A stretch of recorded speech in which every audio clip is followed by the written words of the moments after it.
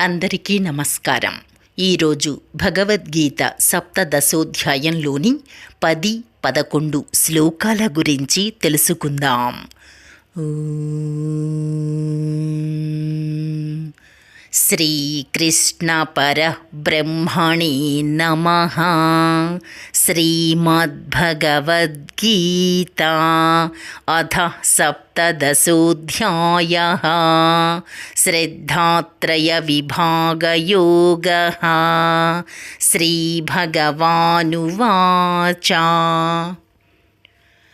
యాతయామం గతరసం పూతిపర్యుషితం చ యత్ ఉచ్ఛిష్టమపి చామేధ్యం భోజనం తామసప్రియం.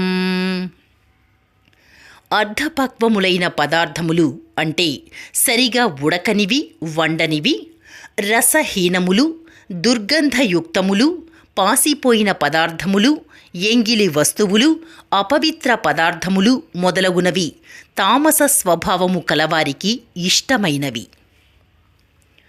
అఫలాకాంక్షిభిర్యజ్ఞో విధిదృష్టో యయుజ్యతే యష్టవ్యమేవేతి మనః సమాధాయ సాత్వికః. శాస్త్రోక్తమైనదియు ఈ యజ్ఞము నాకు కర్తవ్యము అని మనస్సున దృఢముగా నిశ్చయించుకొనబడినదియు ప్రతిఫలాపేక్ష లేకుండా చేయబడునదియు అయిన యజ్ఞము సాత్విక యజ్ఞము అనబడును. రేపు 12, 13 శ్లోకాల గురించి తెలుసుకుందాం.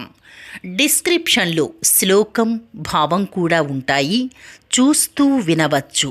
శ్రీకృష్ణార్పణమస్తు.